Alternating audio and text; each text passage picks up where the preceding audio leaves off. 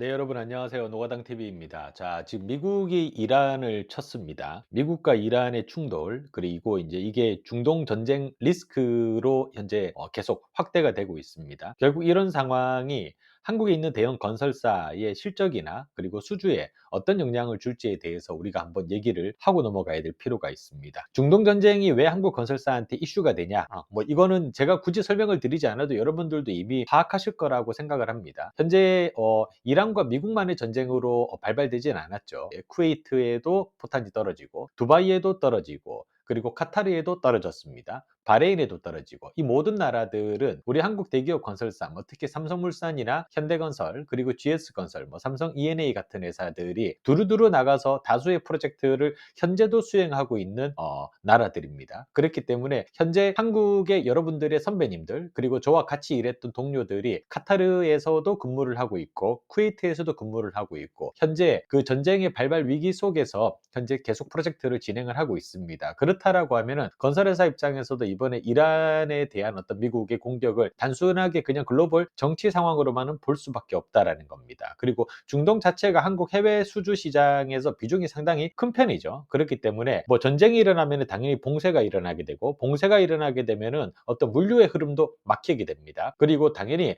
발주되는 물량도 적어지겠죠. 그리고 가장 큰 문제는 현장 운영 자체가 힘들어집니다. 그리고 지금의 이 이란 같은 경우 호르무즈 해협이라고 하는 곳을 봉쇄하겠다라고 얘기를 하고 있습니다. 그렇다라고 하면은 우리가 그 카타르 같은 국가에서 어떤 플랜트 시설을 짓기 위해서 필요한 주기기 같은 것들 이런 것들이 대부분 해상 운송을 통해서 유럽 국가에서 카타르 쪽으로 이동을 하는 것들이 많이 있거든요. 이런 어떤 주기기의 뭐랄까 로지스틱 그리고 딜리버리와 관련된 해상 보험이나 운임 문제, 운임료도 많이 올라갔죠. 그러면 이전보다 훨씬 더 많은 돈을 들여야만 우리가 주기기를 가져올 수 있습니다. 이런 것들이 실제적으로 우리한테 끼치는 영향이 상당히 크다라고 생각을 하셔야 됩니다. 우리가 단순히 대한민국에서 아파트만 짓는 회사로 우리가 지원을 하는 것은 아니기 때문이죠. 우리가 이번에 이란 전쟁으로 인해서 충격을 받을 것을 크게 5가지 정도로 구분을 했을 때 그래서 뭐가 바뀌는 거야? 라고 얘기한다면 첫 번째로 얘기할 수 있는 것 중에 하나가 중동 발주처가 현재 발주를 예상하고 있던 프로젝트를 전면 중단했습니다. 카타르에 가면은 카타르 쪽에는 대형 산업단지가 있습니다. 라스라판이라고 하는 대형 산업단지가 있고 라스라판에서 생산되는 액화 LNG, 액화 천연가스가 이제 아시아, 특히 일본과 한국으로 전면 현재 수출이 진행이 되고 있습니다. 이런 라스라판에는 지속적으로 프로젝트가 발주가 되고 있었거든요. 근데 라스라판에 포탄이 떨어졌어요. 거기에 불이 붙었습니다. 그러니까는 QP, 카타르 페트롤리움이나 QE, 카타르 에너지 같은 회사들이 향후 예정이 되어 있던 신규 EPC 발주를 진행을 할까요? 못하겠죠. 그렇기 때문에 실제적으로 우리가 입찰에 참여하려고 했던 후보 프로젝트들이 전면적으로 중단되었다라는 것이 일단 첫 번째 임팩트이고요. 두 번째 임팩트는 현재 진행이 되고 있는 프로젝트가 있죠. 중동에 다수 현장이 있습니다. 그런데 그곳에서 일을 하고 있는 우리 한국인 엔지니어 분들이 계속 일을 할 수 있냐라는 겁니다. 단순히 한국인만의 문제가 아니라 거기에는 우리의 서브 컨트랙터나 맨파워 에이전시 같은 외국 업체들도 있겠죠. 그러면은 해당 국가에서 어떤 외교부 지침에 따라서 우리가 예를 들어서 태국에서 온 인력들과는 더 이상 일을 하지 못한다거나 방글라데시나 인도 같은 국가에서 온 인력들과는 더 이상 일을 하지 못하는 그런 문제들도 발생을 할 수 있습니다. 특히 저희가 카타르 같은 곳에서 근무를 할 때 파키스탄에서 오신 분들도 많이 계시거든요.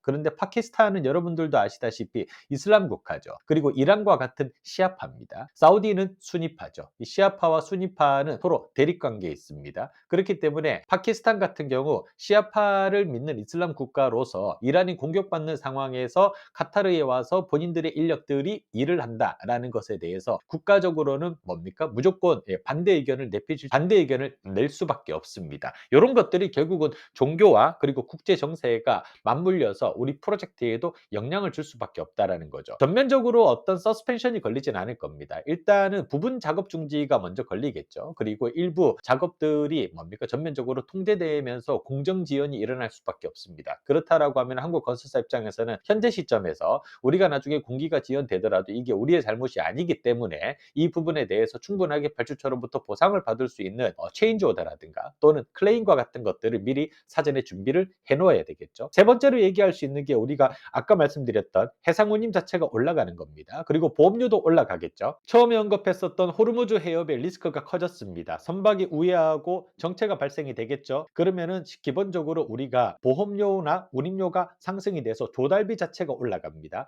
이 PC에서 P는 조달입니다. 그렇기 때문에 P의 금액이 올라가기 때문에 이것과 관련해서 발주처와 또 추가적으로 우리가 협의를 진행해야 되는 상황이 발생을 하게 됩니다. 그리고 다음 단계로 우리가 생각할 수 있는 것 중에 하나가 기본적으로 원자재나 에너지 가격이 올라간다라는 겁니다. 유가가 급등됐죠. 그리고 유가가 급등된다라고 하는 것은 우리가 현장에서 실제적으로 프로젝트를 수행하는 데 필요한 모든 기름값들이 다 올라간다라는 겁니다. 똑같이 차는 굴리지만은 주유소의 휘발유 값이 올라가면은 차를 운영하는 데 들어가는 비용이 더 들어가는 것과 똑같다라고 보시면 됩니다. 그렇기 때문에 우리가 기본적으로 에너지와 뭡니까? 원자재 가격 자체가 오르는 것이 우리가 프로젝트를 수행하는데 추가적인 어떤 비용의 상승에 직접적으로 영향을 줄 수밖에 없다라는 겁니다. 그리고 마지막으로 얘기할 수 있는 것 중에 하나가 바로 뭡니까? 테러 리스크입니다. 우리가 아까도 말씀드렸다시피 지금 두바이에 있는 뭡니까? 고급 주택 단지에 있는 5성급 호텔에도 현재 포탄의 파편이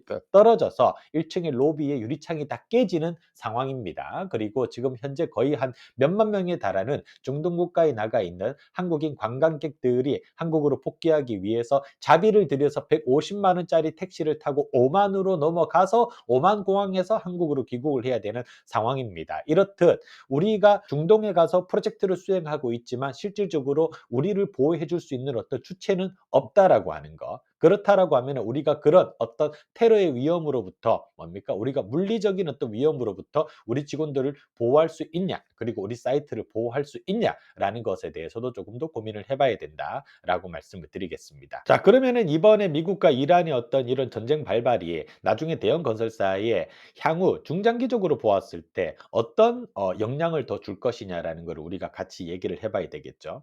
일단은 우리가 플랜트와 EPC를 담당하는 건설사의 경우에는 일단은 단기적으로 봤을 때에는 앞에서 설명드렸다시피 원가 상승되고 공정 지연되고 수주할 수 있는 타이밍 자체가 지연될 수밖에 없습니다. 하지만 어쨌든 이 전쟁이 언젠가는 끝나게 된다라고 하면은 다시금 가스나 LNG나 정유라 발전이나 송전과 관련된 인프라 시설에 대한 투자가 더 많이 나올 수밖에 없습니다. 그렇기 때문에 우리가 리스크도 안고 가지만 그만큼 향후 우리가 잘 버텨냈을 때에는 가져올 수 있는 먹거리가 더 커질 수밖에 없다라는 겁니다. 전쟁이라는 것이 그런 양면적인 면을 가지고 있습니다. 전쟁이 발생이 되었을 때에는 많은 인력들이 사망하게 되고 국가의 어떤 경제 체제가 붕괴될 수밖에 없지만 다시 이것을 재건하는 과정, 원래 상태로 돌아가기 위해서는 결국은 건설이라고 하는 어떤 인더스트리가 자기 역할을 해줄 수밖에 없다라는 겁니다. 향후 이 전쟁이 언젠가 끝났을 때, 뭐 트럼프 대통령은 4주 안에 끝내겠다라고 하지만은 지금 지상군이 투입되면은 이게 실제적으로 아프가니스탄 전쟁만큼 우리가 장기화될 수 있는 가능성도 충분히 있습니다. 그것 때문에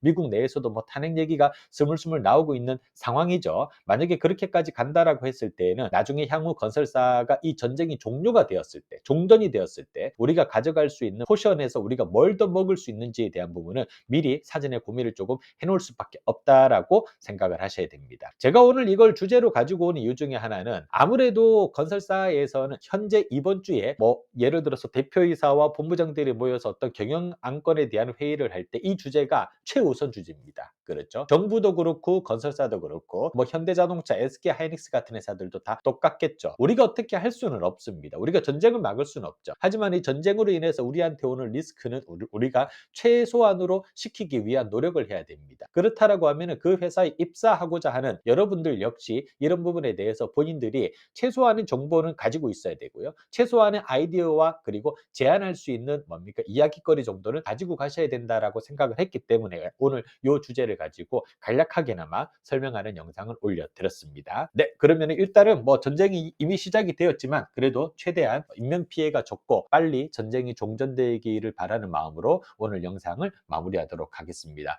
그리고 좋아요와 구독을 좀 부탁을 드리겠습니다. 즐거운 하루 보내세요.